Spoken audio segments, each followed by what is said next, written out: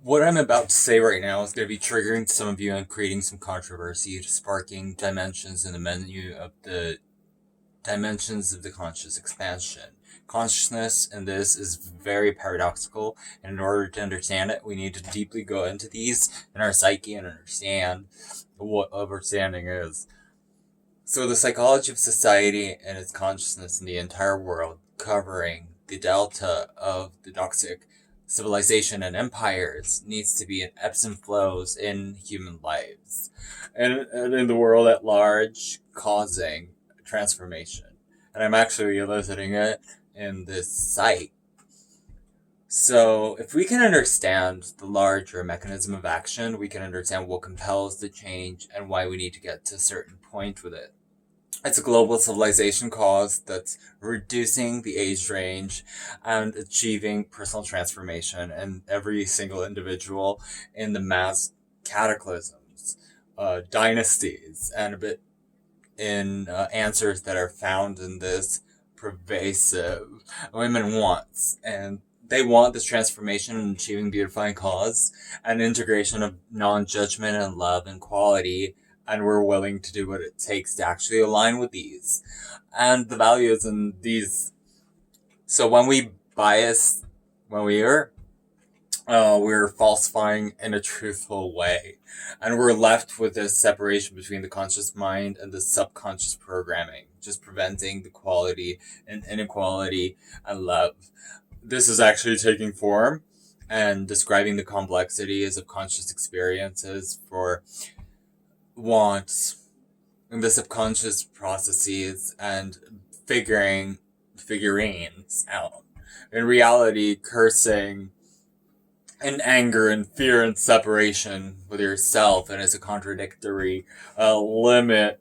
So in that principle, it's the new consciousness leading to the inner reality. And it's not just you or us on that individual level, it's steering horse.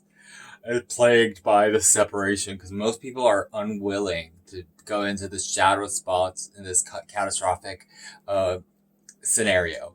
This is what we're dealing with, this clutch. So we're thinking of it as a late aspect of Sean and entire organisms and seeing this really troubling deal. So it's an external challenge that we're facing on a dealing horde. So it has a polarizing push as soon as we deal with anything that allows us to confront the own shadow. We see it multiplying and perpetuating suffering. We tend to not want to take responsibility for it on any concern elicited by our own consciousness.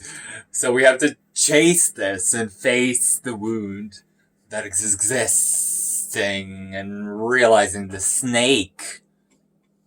So the most enlightening experience of them all. And for us to get close to you, we need to collectively exert and actually see what we don't want to see and to take pride in the transformation that follows and our awareness of it, and that we can do something about it and these blind spots. And we need to do what we need to do and young figure the darkness out and not to be afraid of it and realize that therein lies the undertaking of the human experience. What I'm talking about on this personal level is something like choosing to submerge yourself in the inner works of the painters and currently illuminating DJs and happening on Coachella, Negative, Persang, Jojo Siwa, and Nesting, and Siwa, and Sila. And that's pursing versing in you. And providing you the illumination on the part of what you actually want to see subconscious, consciously leading that don't want to donut. So it's boonating, and it's a battle between this conscious desire and keeping the unconscious in the shadows to actually create the illumination in the forest and creating antidotes for the snake bites and illuminating forests and lighting caused that the field. It allows me to even the dominant and show on the surface what's on the beach in the psyche. So it needs to be, does it not?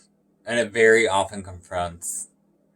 And it requires the depth to hold space for the inner energies that need to entertain and ascertain a certainty and achieving the concentration levels needed for the accumulation of dust.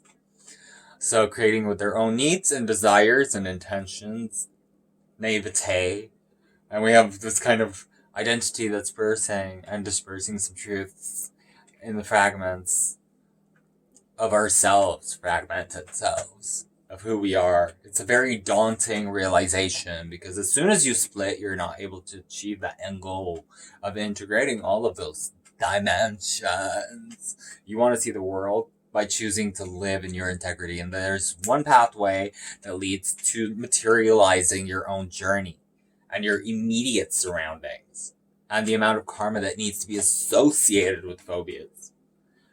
So it's currently in our field, in our relationships, in our current mindset of values, everything that permeates dealing with. So we need to resist and transform and actually deal with it. And as soon as we can deal with direct messages, we know how everything is in one field of conscious, contemplating, conspicuous competitions, tasking you with all of this in this day and age. And it's very peculiar. Radin says, as a universally accepted, you are free to speak to me. Freedom of speech is something that I must.